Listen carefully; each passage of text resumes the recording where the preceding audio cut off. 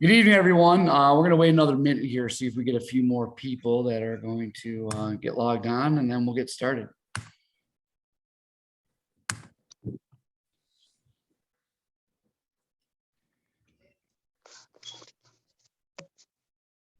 That's Coach David. Can you see me?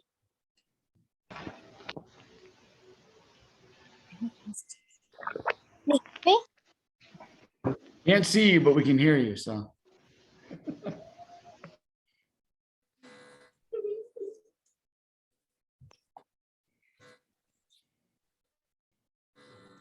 all right, I think we're going to get started. Good evening, welcome everyone. Thank you for joining us on a beautiful day on Sunday evening here. Just to reintroduce myself, for those of you who don't know who I am, my name is David Smith. I'm the head coach of the Great Lake Triton swim team. Just a little bit of background about our team. We actually started back in the fall of 2007 is when we originally started. And at the time we were swimming out of Chippewa Valley schools as well as Henry Ford High School. We started with about 50 or 60 kids, and now we've grown to almost 160. And then just adding on this fall, a satellite program or satellite team location over at Anchor Bay High School. So as well. So that's getting off and going and started off well. We also have Coach Sean. He's our head age group coach, here to answer any questions that you may have. And then if Riley wants to put his video on, we'll introduce you real quick, Riley. Audio. I do not have a camera with me, unfortunately. Okay, no problem. We have Coach Riley. He's our head coach at the Anchor Bay location as well. So we have him out as well. We have Laurie Morrison, the GLT team manager. Pretty much, she's the person that makes this team run. She's behind the scenes, anything and everything. She's the one that maybe you've gotten back with emails. She's the heart and I like to say the heart and soul of our team. She definitely is the one that keeps the show running behind the scenes, especially. And then we also have Walt Morrison, Laurie's husband, who's our team president for GLT. And then we have our treasurer, Ken Zarni, as well as on here as well. So, we're doing this new swimmer parent orientation, and we're kind of going to give you an overview, a little bit about the team and the practice schedules. And I do have a swim meet schedule that's almost completed that I can share with you. And then as far as the age group, when we talk about age group, we talk about that refers to our developmental, our novice, and our intermediate group. And Coach Sean will be able to answer any specific questions that you may have in regards to the groups and how they're run and the things that they're working on. He can answer those questions for you. If you have any questions for Riley as far as the Anchor Bay location, he's available as well. And Laurie has a few things that she's going to go over and cover. First of all, a little bit about the practice schedule and the groups. We have the developmental group that goes 3 days a week for about 45 minutes. All right. And then we also have the novice group that goes 3 days a week for an hour, and our intermediate group that goes 4 days a week for an hour and a half. Now, as far as the schedules, we've had these questions. I did send out an email or a little bit of explaining the practice times and schedules, how things are working. And this is a better opportunity for me to explain a little bit, what goes into setting up our practice schedules. Why are days sometimes inconsistent? We're working around the school district schedule. So at Chippewa Valley Schools, we're working around the swim meet schedule for the high school teams. I'm also the head coach at Dakota High School, where Sean is the head coach at Chippewa Valley High School. Generally, we have dual meets on Tuesdays and Thursdays for the most part. We also work around the schedule for community ed that started swim lessons. So right now they're currently at Chippewa Valley High School. They run lessons Monday, Wednesday, Friday at Chippewa Valley, and then they run Saturday morning at Chippewa Valley. So that gives us access to the pool at Dakota. And this is I think roughly about 6 weeks that they run their lessons, and then they're going to switch. So that gives us access to Dakota on Mondays Tuesdays, or Monday through Friday, except when we have swim meets on Tuesdays and Thursdays. We're able to use the pool at Chippewa when they don't have high school meets. And then we're going to rotate, and we'll end up going over to starting on October 25th, which I don't think we have that day available to us. Actually, we'll rotate over to Chippewa Valley High School, and then the schedule will switch. Monday through Friday, we'll be able to use Chippewa Valley High School, excluding the days that there are high school swim meets. And then at Dakota, we have access to that pool on Tuesdays and Thursdays. So it rotates between going back and forth the pools. Now, what we've seen with COVID going on, some of our schedule has gotten changed due to the fact that I just received an email last week saying we have a scheduling conflict or a lack of custodians to be able to run practice. We actually got the last 2 Friday practices taken away from us, and that was the email that we received. And this was after everything was already okayed and said, okay, you're great for October, November. They're all set. And they came back and switched it the week later. All right, sorry, we got to take these days away from you.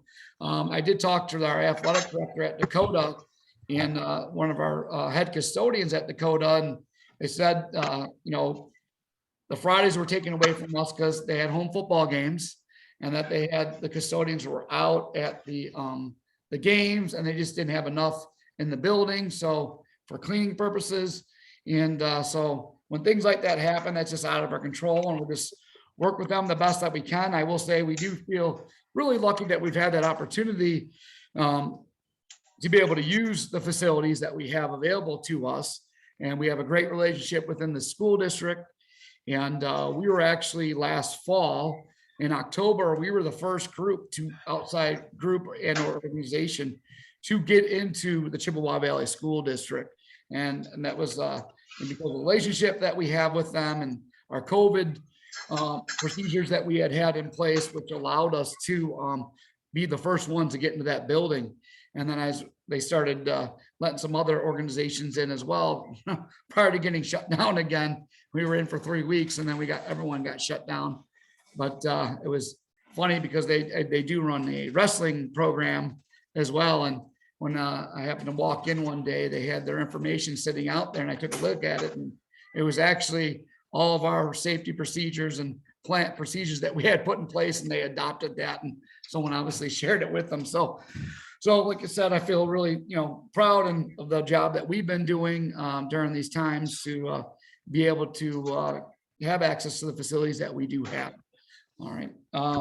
So that's a little bit, about our practice schedule. I try the best I can to be consistent as much as possible. I know for parents, working and carpooling, you're looking for that consistency as far as the practice time and the I keep that in mind when I'm doing those schedules and try to keep it as best I can and consistent as I can.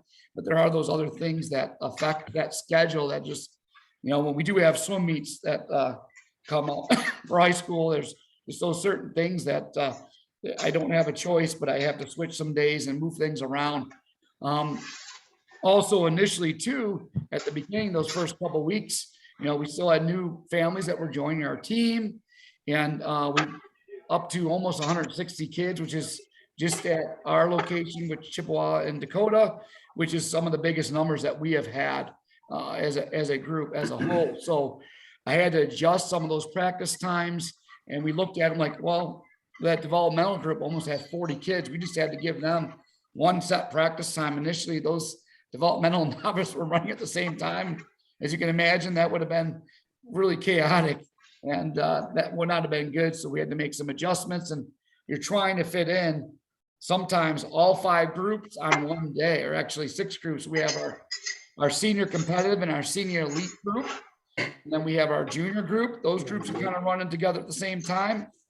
And then we follow that up with our developmental group, and then our novice and our intermediate. So there's times when we've had to have all those groups running at the same day and time throughout, starting at 4:30 and running almost till 9:30, just to fit everybody in, to make sure that we're trying to get some the pool time in. So it's definitely like a big puzzle piece trying to get everything together. So So it's a little bit about our practice schedule and why we do what we have and how things work. Thanksgiving right now, I think we just have that Monday, Tuesday available to us. In years past, we've practiced at Lands Cruise North and use that facility when available, or Lands Cruise. Right now, in talking to Mike Owensby, who runs those locations and is in charge of scheduling, and is the coach at Lands Cruise North. He said he doesn't know if we're going to be able to have access to those facilities during the holiday breaks, like Thanksgiving and or Christmas break. So we're still working on that. He just says he has a lack of workers, and the same thing, like a lot of districts, custodial staff to clean. So we're still working on that for that Thanksgiving, and then going into December, I will get that schedule out there shortly. And we're looking, like I said, working with the other district. Chippewa Valley traditionally does not allow us in during that holiday break for Thanksgiving or Christmas break because they don't have any custodians in the building. We've been able to go during like their winter break. They've had custodians in the building in February. And then, yeah, so that kind of covers those holiday breaks and what we're having to work with. Worst case scenario that we don't end up having the practice during that time because we just don't have the facilities. So it's, well, we're working on it, and we could be told yes one day, and then they can come back and tell us something different the next. So, but hopefully we'll have an answer soon for that. Going into our swim meets. Normally we already have a swim meet schedule that's out there and available. There are limited swim meets. We had a House of Delegates meeting for Michigan swimming last Sunday. And they said that the amount of swim meets that are available are definitely down compared to years past, due in part to COVID, due in part to we're working, a lot of the swim meets are held in high school facilities. And we're also they're working with those districts.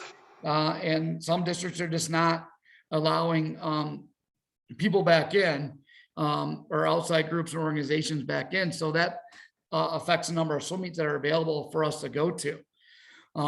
Generally, you could have up to 30 teams trying to get into one meet. So they may have an entry deadline, or they may set it as like Monday, 8 a.m. I would literally be on the computer at 8 a.m. trying to send our entries in, all right, hoping that we get into that meet. So when we send our entries in, we're not always guaranteed to get into that meet. It's usually they do it on a first come, first served basis as far as the order of in which that they receive the email. So it's I usually send test emails to myself down to the second, just to try to make sure that I'm sending them in right away when that opens up. Fingers crossed that we get into that meet. So the meets are limited to 4-hour sessions. So generally they'll run like your distance events on a Friday night if it's a 3-day meet, and then they will break it down on Saturday and Sunday.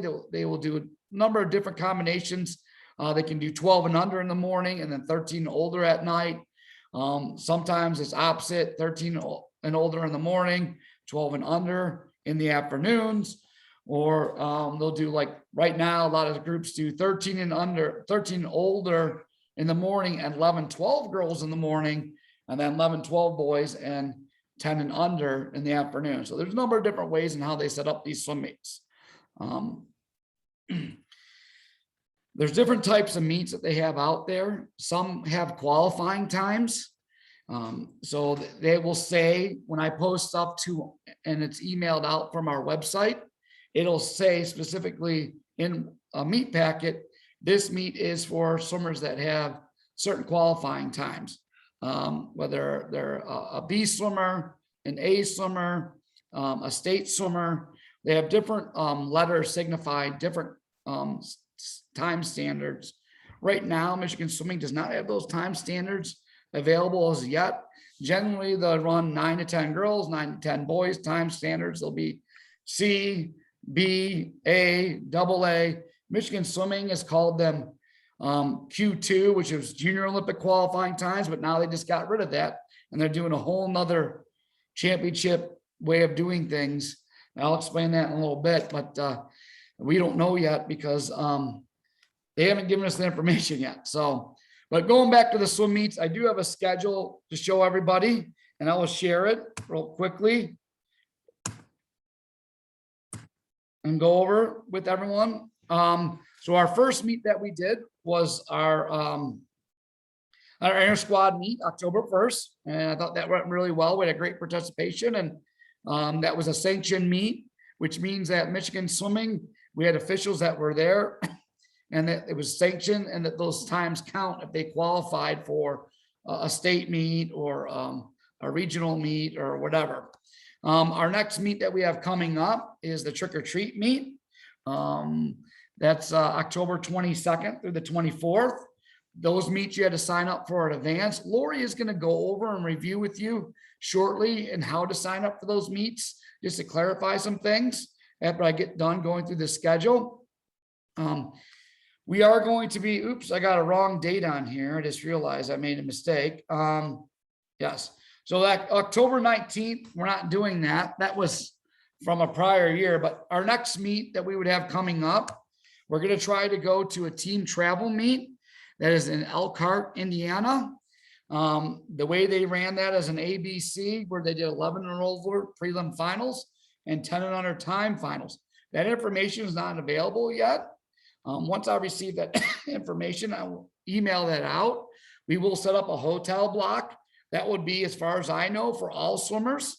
If for some reason that changes, we will let you know. There's another meet that same weekend that's on the west side of the state at East Kentwood High School. And if we are not able to get into this meet in Elkhart, Indiana, then we will look at trying to go to the other meet that's at Kentwood High School. We do have another BC meet. We're part of the Macomb County Swim League, which is us and Utica Shelby. At one time, they used to have 10 teams. Now I think we're down to only 2 teams. And that's we're part of this league to give our younger swimmers opportunity to compete. Our newer swimmers, kind of like an introductory to swimming. And our next meet is scheduled for November 19th. It's for 14 under swimmers only. It's for part of the Macomb County Swim League BC mini meets that we run. It'll be at Chippewa Valley High School. After that, we have our Tsunami Meet. It's a prelim final meet that we host at Waterford. It'll be at Waterford Kettering High School. We'll have our distance events on Friday night, and then we will have a prelim final format for our 11 and older swimmers, where you swim in the morning and the top 16 swimmers make it to the finals at night. And in between that, we have a timed 10 and under session, which is just time finals, where they swim in the afternoon, they swim one time. That is our only required meet that we ask all of our swimmers to go and participate in, that we ask all of our parents as well to volunteer and help out with. It's GLT doesn't require fundraising, but this is, like tell the parents, especially that are new, we want you to come and help out. We don't want your money, we want your time. Come and volunteer for this meet. And as we get closer to that, we'll be getting emails and more information about that. Our next Macomb County Swim League meet that we're going to be attending with Utica Shelby, they're going to host it. We're either looking at the possibility December 17th or January 7th. They do use Stony Creek High School, so most likely it'll end up being there, but we haven't gotten that date solidified as of yet, but it could be for 12 and under swimmers only. The one that we're doing for 14 and under. So it depends on how they want to run that. And then going on to our next USA meet, we have the Utica Shelby odd age meet. That'll be out at Stony Creek High School. Generally meets, like I said earlier, are going to go 3 days or 2 days. If you're signing up for a meet and you're looking at it, maybe you have something that's going on Sunday. All right. You don't have to sign up for all 3 days. You could sign up for Friday, Saturday only. That's something Laurie will show you in the notes and how you put that on there. These meets are going to run maybe 3 or 4 hours a session, and you're going to be there a little bit longer. But you don't necessarily have to go all 3 days. If you want to just go one day and limit to one day, that's fine. But that's something you're going to have to put in the notes section. And when you sign up your child, or commit to going to the meet, we're going to need to know that as coaches when we're trying to complete the entry. So we do have a team travel meet. That's a higher level meet to Indianapolis. And that's going to be, we're going to do 13 and older only for that meet. You have to have national BB qualifying times for that only. The same weekend, Grosse Pointe Gators down the road are running a meet. That'll be for everybody. Michigan Open, that's at Oakland University, February 7th through the 9th. Actually, I think that date's wrong. It's actually 4, 5, and 6 for that date. And that's going to be at Oakland. You have to have qualifying times for this meet. And they have 12 and they have prelims in the morning, finals at night for open events, anybody that qualifies, and then they have their 12 and under time finals in the afternoon. Sometimes they do have qualifying times for that age group. And then we have the Guppy Bowl. It's an 8 and under championship meet for all 8 and under swimmers. It's a one-day event.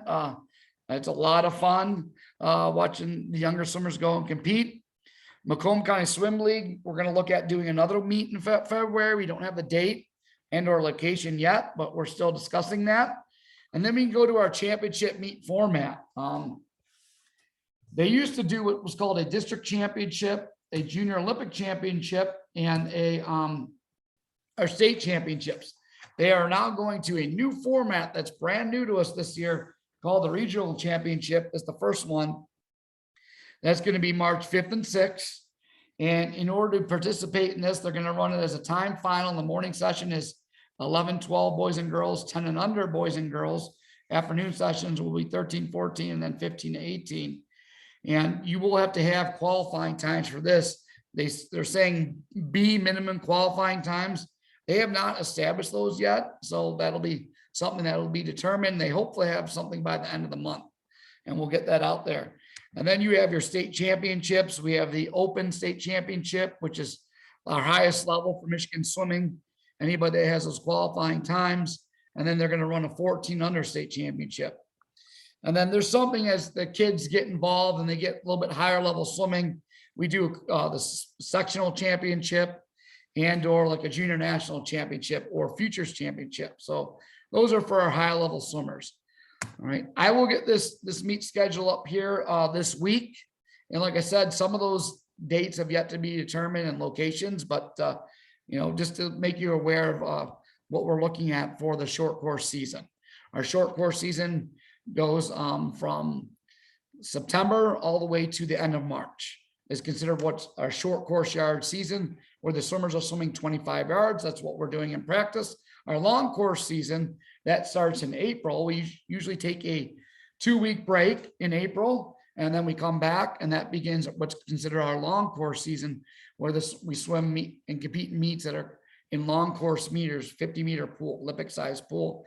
But we also do some short course yard meets as well during that time. And that season goes from April into August. So, Hey, Dave, I want to just stop for a second and state, one, my dog's barking in the background. I apologize. But two, maybe we can spend a second explaining what a C level swimmer is, a B level swimmer is, and an A level swimmer is. I think that'd probably be good for some of our new parents here. yeah, when we do this, I'll bring up the national age group qualifying times, and that'll give them, all right, I'll give them a better idea of in which that, I'm about to leave this meeting on accident. Hold on. That'll give them a better idea of in which, what I mean by the qualifying times. So let me bring that up real quick. Laurie, why don't I get back to that? I'm going to bring that up. Would you mind, sharing the information or as far as signing up for meets, and then I'll share with them the information for qualifying times. Yes. Can I share my screen? Yeah. All right. All right. Try it now, Laurie. Go ahead. Okay, hold on. Okay.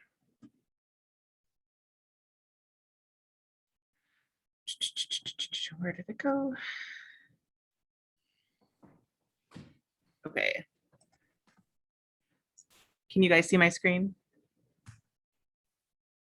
Yes. Okay, thank you. Yeah, we see it. Okay, so I just wanted to go over on our GLT website how to check the calendar and then also how to sign up for a meet. So this is the homepage. And once you're signed in, you can either click on this and go to the back side of the homepage where you can see your account information. And then once you're here, if you need to go back, there's a little button on the lower left that says View Team Website. So click that. To find the calendar on the homepage, you click on the calendar button. And in the gray tab, it says practices. So click on practices, and it will populate all of the practices for all of the locations. If you click on the roster group to the lower left for your swimmer, say you have a novice swimmer, it will populate all of the novice groups, which we have one both in Anchor Bay and Chippewa Valley.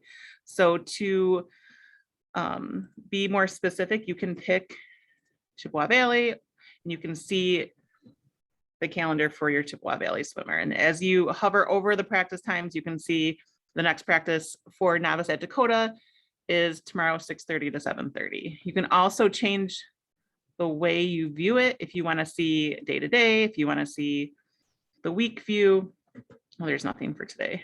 For tomorrow, you can see the list however you prefer to see it. And same thing with Anchor Bay. No, this will do both Chippewa and Anchor. Okay.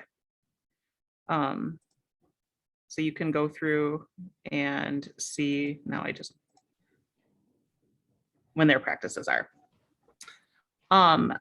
For swim meets on the same place, the other swim meet and team events page, you can see all of the things coming up. So we have the Ackett's Pipe fundraiser. There's the Utica Shelby swim meet that's coming up. The deadline for that has already passed. And then I made a pretend meet just to show you how to sign up for a meet. So you click on the meet you're interested in. So I'm going to click on this pretend meet. When you click on it, it will tell you the time that it's going to start, the date, the registration deadline, and then you can read through. It'll tell you where it is, when it is, how much it costs, who you need, what your swimmers need to qualify. This is for B and C level swimmers, this one in particular. It'll tell you the deadline, give you all of that information. If you decide that you want to register, you click on the Attend Declined button here. And then you click on your swimmers. I have 2 active swimmers right now. And you say yes or no. So if you say yes in this box right here, that's where you can leave a note for your coach. You can say, only want to swim Saturday, or please don't let me swim on Friday. You can say if I usually let the coaches pick the events, but if there is an event that your swimmer really wants to attempt, you could leave a little note and then the coaches can decide if they think that they're up to it. When we are completing the entries, if you leave that blank, we're going to assume your son or daughter are available to swim all 3 days. Yeah. You know, if you left that blank and you come back and say, well, why has my son only signed up for Saturday, Sunday? Well, maybe because on Friday, he wasn't capable of swimming the events that were offered that day, or he wasn't ready to swim those events. So that would be a reason why we don't put them in on a Friday night, or so generally, because those are the days of which that they offer usually distance events, 1,000 free, a mile, a 400 IM. So Yes. And then if you don't want to swim, you just click on no. And then I gotta hit save changes. And then it'll say like Bryce has declined. Now, once you've signed up for a meet and the deadline has passed, the coaches then go through and they go through and pick the events. So once those events are selected for your swimmer, you can go back in and see what they're swimming. So for example, this one right here, the deadline's already passed. So I can click on this and I still see how much it costs, where it is, the times, everything that you need for it. Click on edit commitment. You can see my swimmers are swimming. Bryce is swimming event number 25, D2S3. That means day 2, session 3. So the first day of this swim meet is on a Friday. He's not swimming Friday. He's swimming Saturday, which is day 2, session 3, which I'm guessing is Saturday afternoon. And then those are the events that he's going to swim, the 100 free, and that is his time for it. So on his arm, I want to show you guys. I will write on his arm what he's swimming, the event number, and I will email this all out. I know I did for the last meet, but it's helpful to have again. The event that they're swimming, which is number 1, what it is. So I can't remember what his event was, 100 free maybe.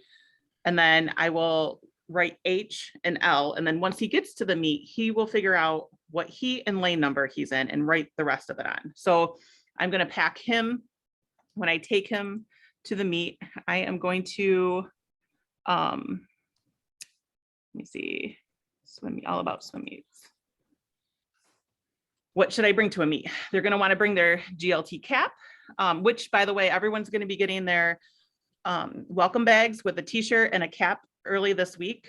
All of the parent helpers, the group parent volunteers have them, and they're going to be passing them out at some point this week. So look for those blue bags so that you'll wear a GLT cap and bring their swimsuit, of course, goggles, an extra pair of goggles because they always break right as they're getting on the block, a couple towels, flip-flops, Crocs, deck shoes, anything to wear, a dark colored Sharpie. So the Sharpie comes in handy to finish writing on their arm. They're going to want to figure out the heat and lane numbers once the heat sheets are posted on the walls for the swimmers. Bring water, bring a deck of cards or a book, and then when they get to a swim meet, they check in, which means there is always a list of the swimmers and what they're swimming on the wall when you first walk in, sometimes on the deck, sometimes by the locker rooms. And there's always highlighters, and they highlight their name and their events. And that is important because that tells the meet director and the officials who's not there, and they will take them out of the meet. So it's very critical to make sure your swimmer highlights that.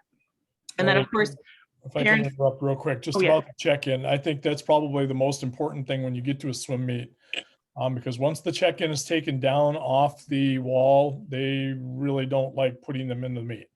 So once you get there, look for that or find a coach to help you with that, and then highlight your names and your events. And once you get that taken care of, then they generate the heat sheet. So it's usually about maybe half hour after they take it down.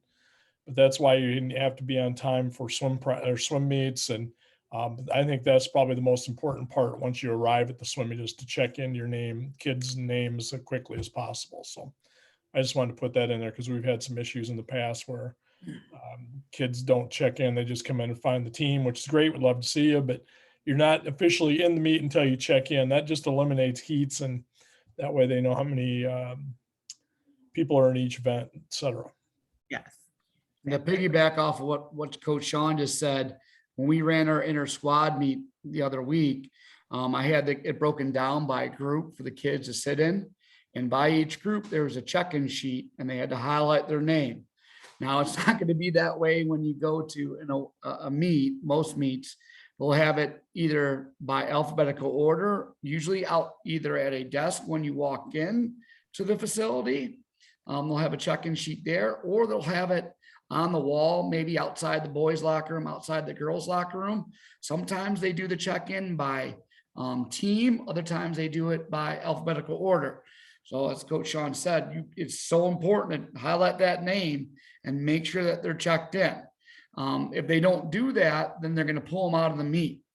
So if there's a 7:30 warm up and then the meet starts at 8:30, all right, we're going to want those swimmers there 15 minutes early. So by 7:15 a.m., highlight their name and check in, because we are going to be starting warm up at 7:30. So it's really important to try to have everybody there at the same time in order to start warm up. It makes things a little bit difficult to start warm up, and then you have kids that are coming in late. And then, sometimes there maybe only be one coach there. So they're trying to run a warm up, and then, somebody forgot to check in. They're trying to make sure that they're checking in. It's just, you're running back and forth. So we like to have the swimmers there up to, usually a coach is there a half hour before warm up starts. So if it's a 7:30 a.m. warm up, the coach will be there by 7 a.m. All right. And then they'll check in. Those check-in sheets should be up there. Comes find their coach on the pool deck, and then he or she will get them ready for warm up. So that's huge. Thank you, Sean, for pointing that out. That's really huge as far as making sure that they're there and then checked in and then getting them ready for the meet. So thank you. Thanks, Laurie. Yeah. And then also you're gonna want to bring money because they're usually you have to pay for admission. And then they usually have concessions. So make sure you have cash. And one of the most important things that I think as well is once they're done swimming, they can talk to their coach and get permission to leave, let the coach know once all of their events are done. But it's important to have a meeting place so that you and your swimmer, especially for the little ones, know where you're going to be at the end. So once they're done swimming, you can go to that meeting place and expect that your swimmer is there. A lot of times it's right outside the girls' locker room or right outside the boys' locker room. But you just want to have that conversation with your swimmer beforehand so that they're not roaming around the whole school trying to find you. Because parents will not be allowed on the pool deck and parents are not allowed in the locker rooms either. So those two places, they're not going to allow. Everyone that's on the pool deck is supposed to be USA certified and go through a background check. So they do not allow parents in the locker room. Parents aren't supposed to be going into the locker rooms at practice as well. So. Yes. I'm going to make sure I email this out for everyone just to have to access and read through.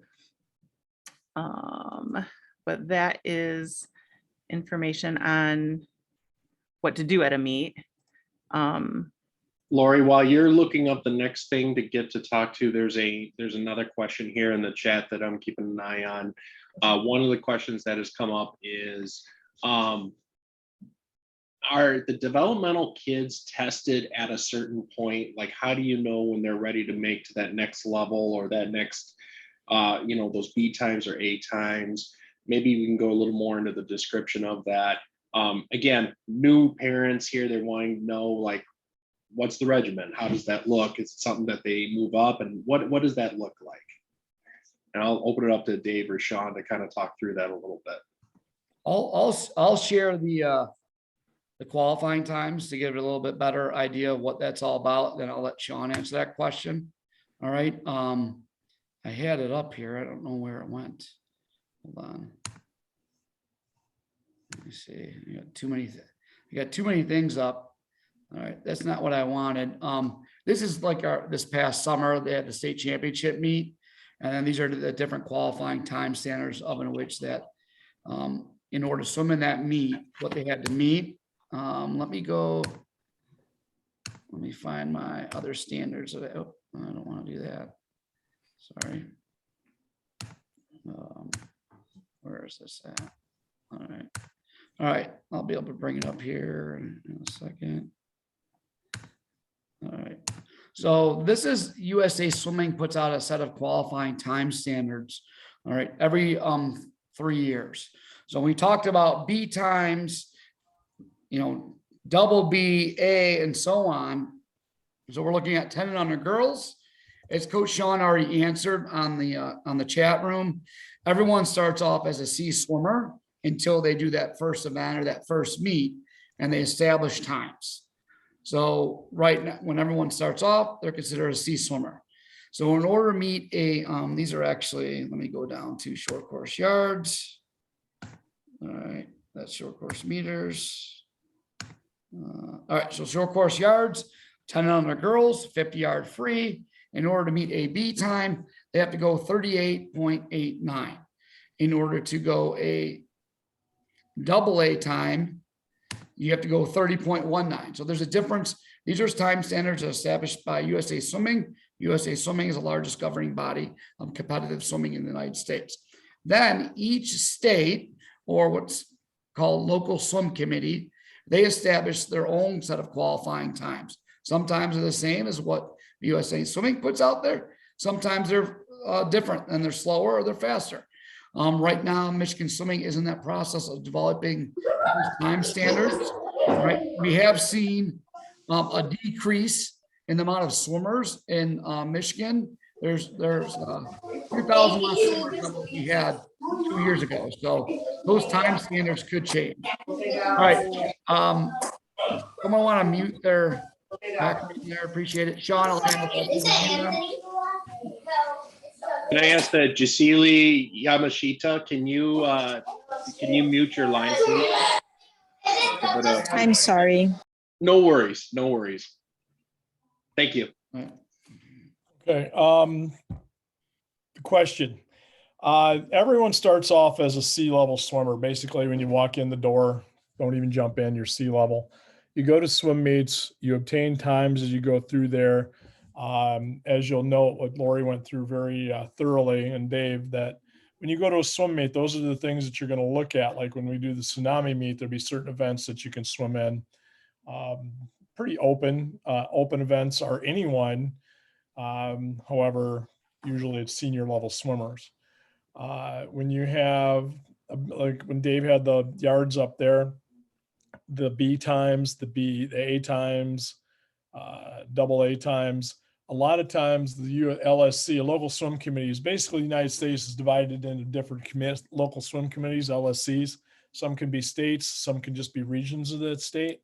When a couple of years ago, when I was on the Michigan Swimming Board, they decided to go to what's called a Q1, Q2, what qualifying times were for the state championships, the other championships that they have in February and March.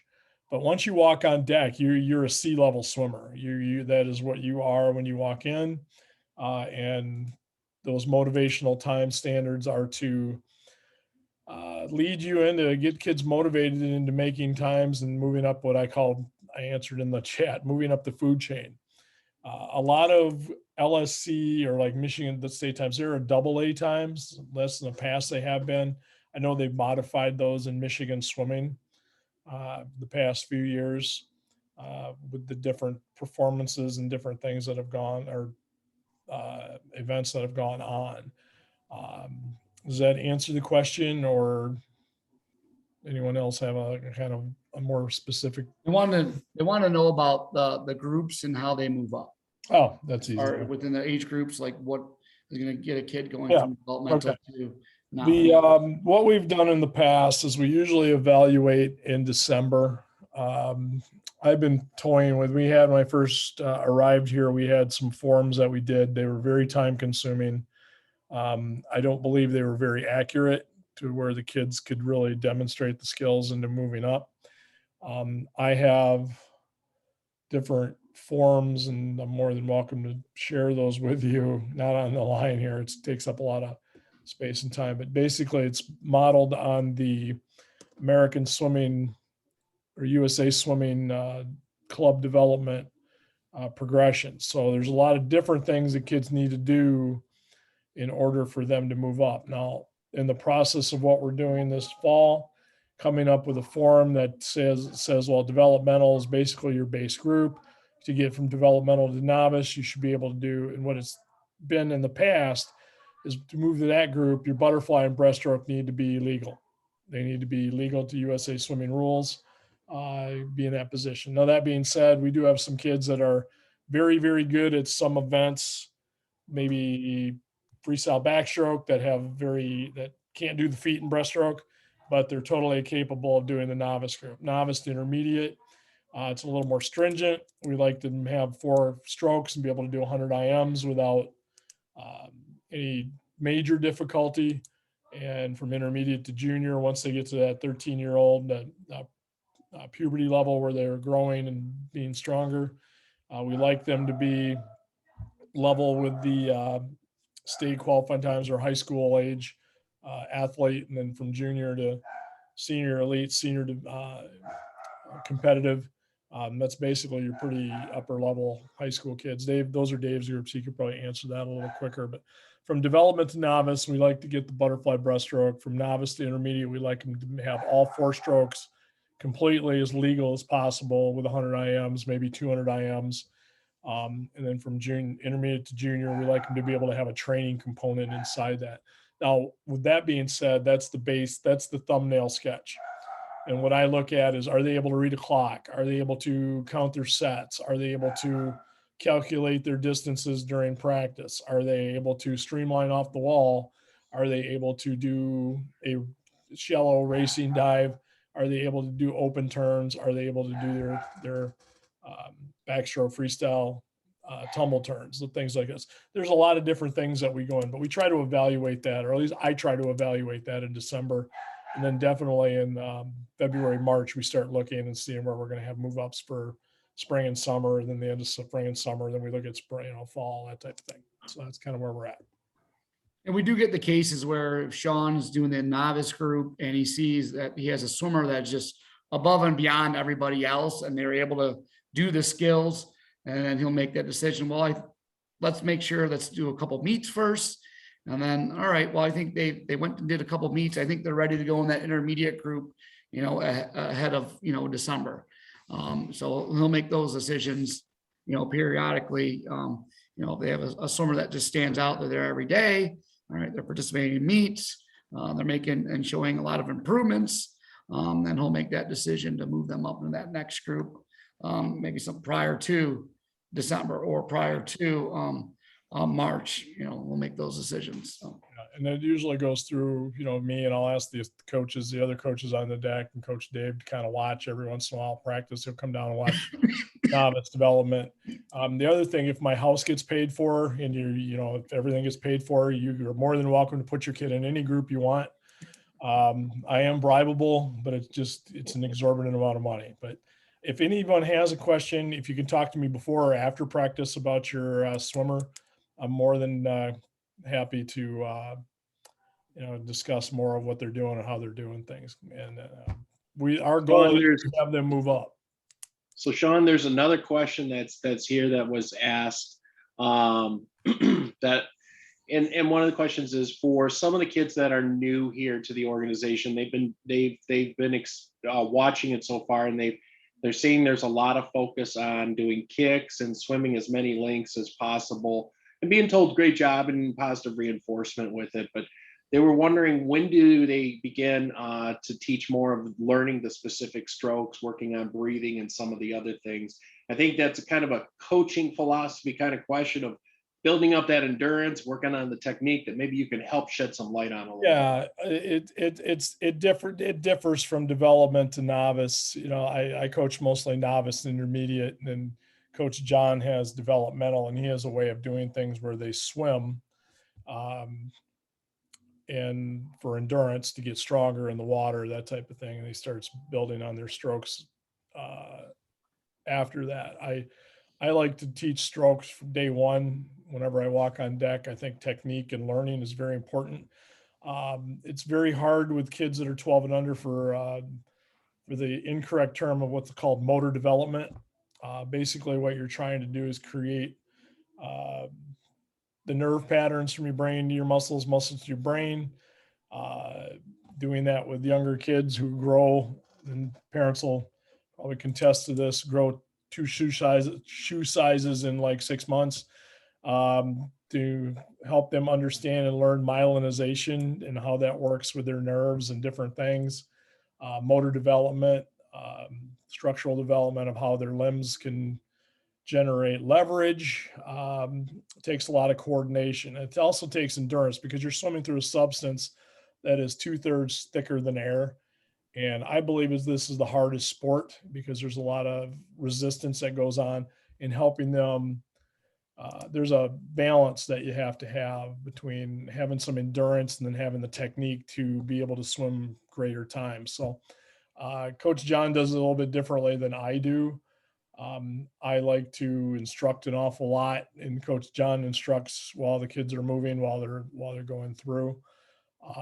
Our first meet was a test for us. I put kids in events where I probably figured they were going to get disqualified, but at a swim meet, a kid will look totally different. And Laurie, I'm not picking on Bryce, but you've watched Bryce swim practice, and then you go to a swim meet and go, who the heck is that kid swimming in lane 6? Because he looks absolutely fantastic, and he does things totally different. So he's learning it. We just don't see it in practice, but you put him in a swim meet and it's like the light bulb goes off. So we try to get kids involved with that. Now, as we go into the season, we'll have better handle on the technical aspect. Kids not being able to kick breaststroke, I'm not going to stick them in breaststroke. We're not going to put them in an IM if they have no functional fly. That's what's nice about these Macomb County Swim League meets on a Friday night at Dakota or Chippewa. We can put them in there and we can get them to swim some events and not have to be so concerned that they get disqualified, but we can see if they're learning what we're teaching. It's kind of like tests. So I'm going through that way. But I think there's different ways to do it and different ways to get it done, but we all end up in the same pool, so to speak. But I just taught, 45 years ago, to teach technique and to try to get them to understand it. So when their limbs do start elongating, they do start getting more coordination, there is a pattern, motor pattern there. There is a habit created in a good way, if that makes sense.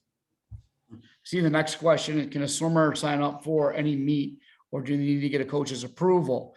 It depends on the meet. So as I kind of went through that schedule that we briefly have, and it'll be, like Laurie said, it's going to be posted this week. Some meets are considered ABC, where anybody can sign up for them. Other meets may have qualifying standards. It'll say in the meet packet, which a lot of parents don't go through, but those are going to be posted to the website. So, and then I usually try to put a note in there as well, right? This meet is for all GLT swimmers, or this meet is for swimmers that have BB qualifying times and higher only. So it depends on the meet. It'll also say on the schedule, which let's see, I share it right here. All right, so here, if you're looking at the schedule that we'll put out, it'll say the level. All right, October 1st, ABC, that's for everybody. It'll say groups, all swimmers. All right, if we go down to the Circle City Classic, that's in Indianapolis, it's BB prelim final. All right, and they'll say for 13 and older, BB qualifying times only. That gives you an idea of how or what meets that your child can go to. So.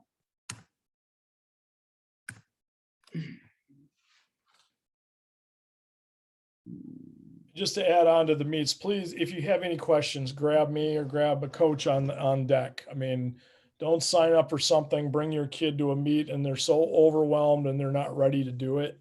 Let me know. It's okay for them not to go to a lot of meets at an age group level. I know they have other things that are going on in their lives, and I think it's good that they figure out what they like to do. And sitting at a meet in Indianapolis where they're totally overwhelmed for 4 hours and they're not ready for that meet does not make swimming fun. Swimming's hard enough face down. They're always clean, but it's hard. I want them to make sure they're having fun and they're enjoying themselves. So. What else was I going to add?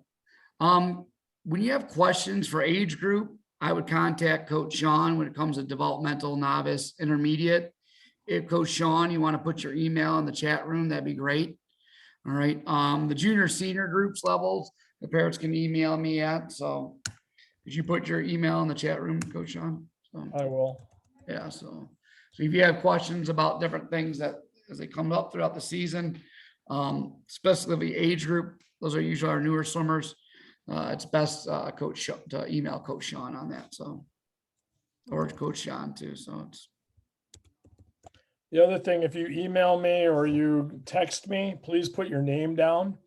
Nothing spells more fun than just say, hey, so this is going so-and-so, and I don't know who you are.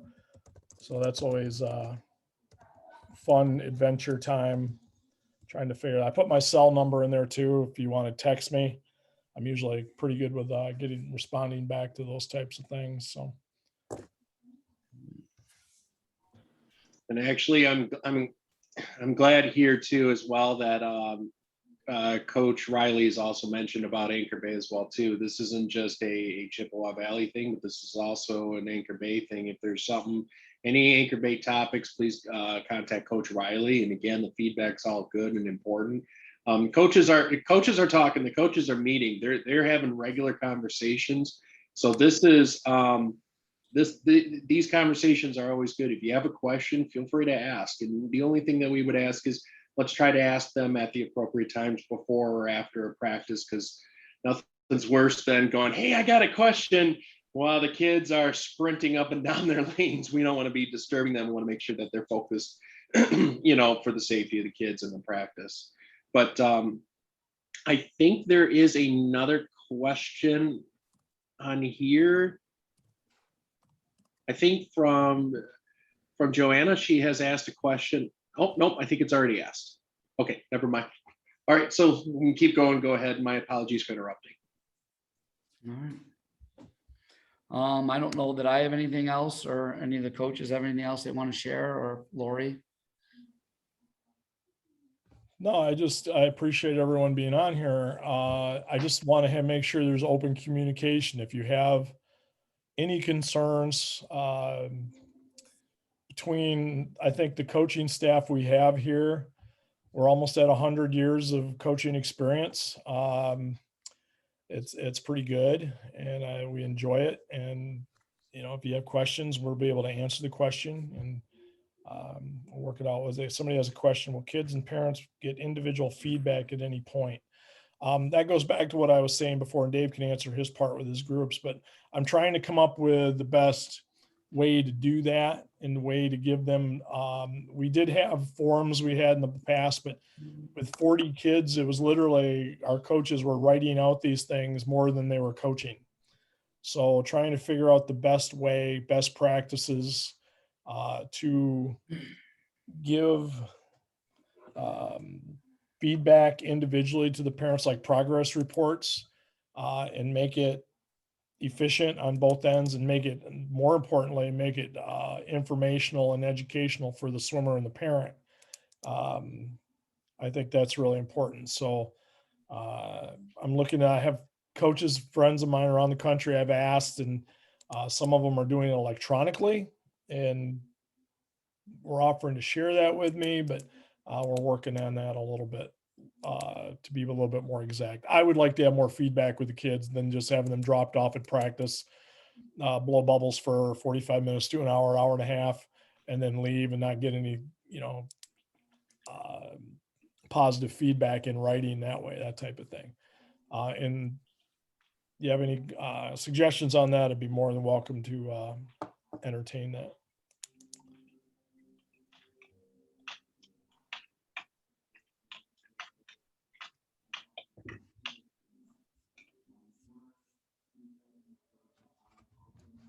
Anyone else have a question?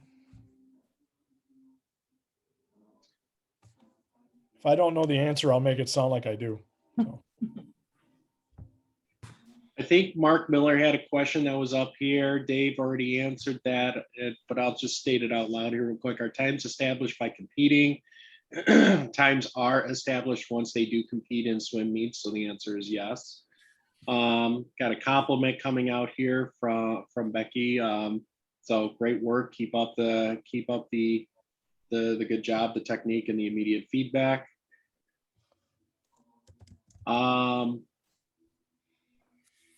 Does anybody else have any other questions or comments or topics that they wanted to cover here? We'll have that swim meet schedule out here shortly. Like I said, there may be some changes as we go.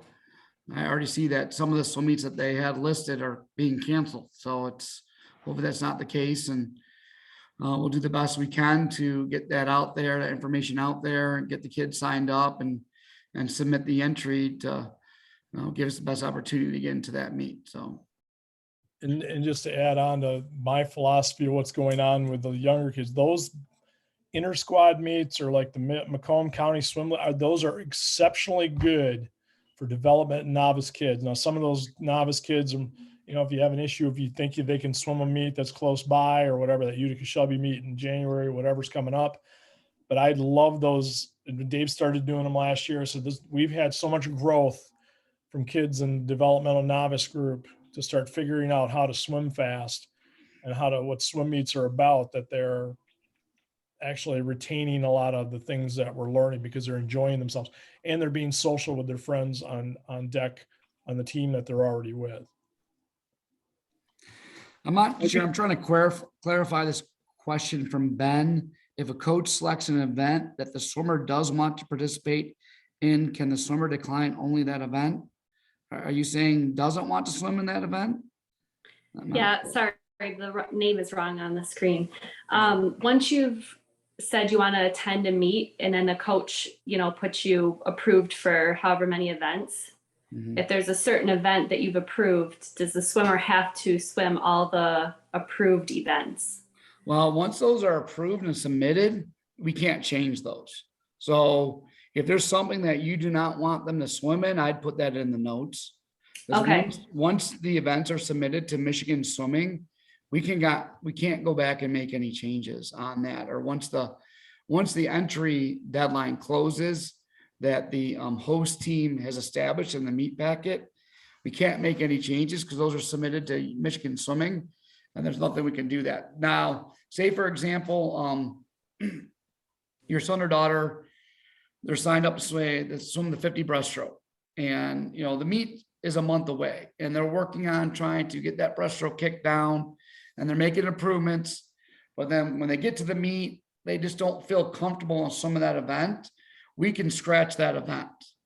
And you just let the coach know, all right, Bryce does not want to swim the breaststroke today, even though he signed up for it.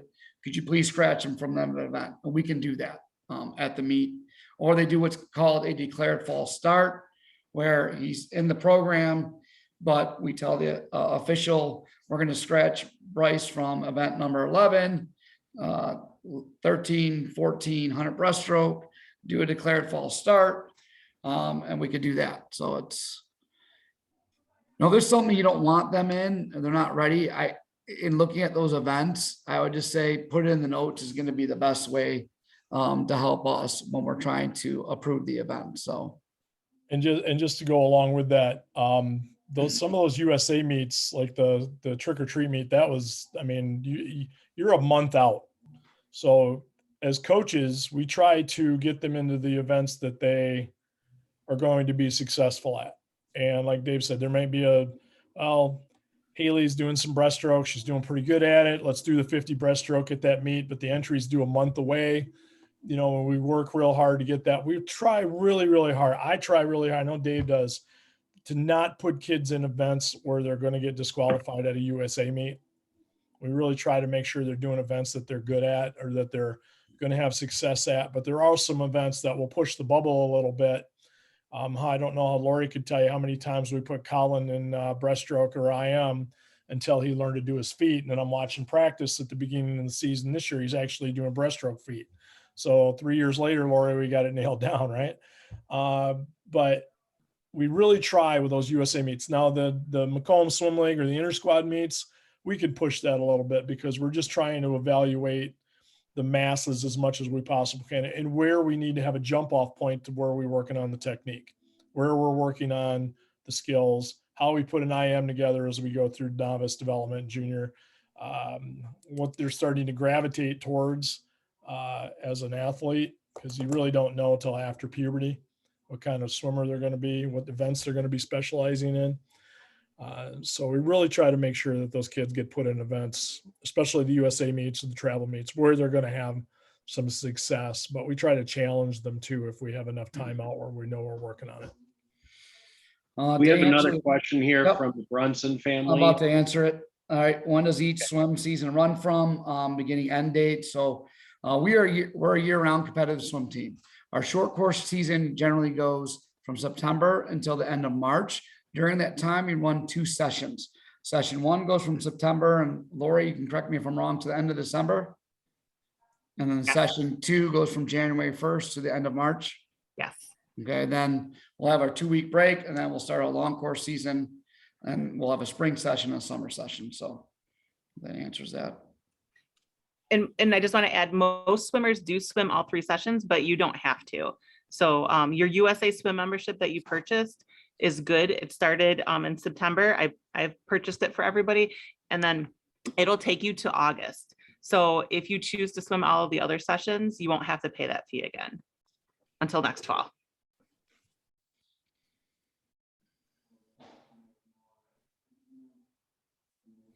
All right, you're welcome. Well, thank you everyone for chiming in on Sunday night, and hopefully we're able to answer your questions. If you have anything else that you can think of, feel free to reach out to myself or Coach Sean, and we'll do the best that we can to answer any questions that you have. So, All right, have a great night and we will see you at the pool. Thank you. Thank you, everyone. Thanks. Great job, coaches. Thank you. Yep.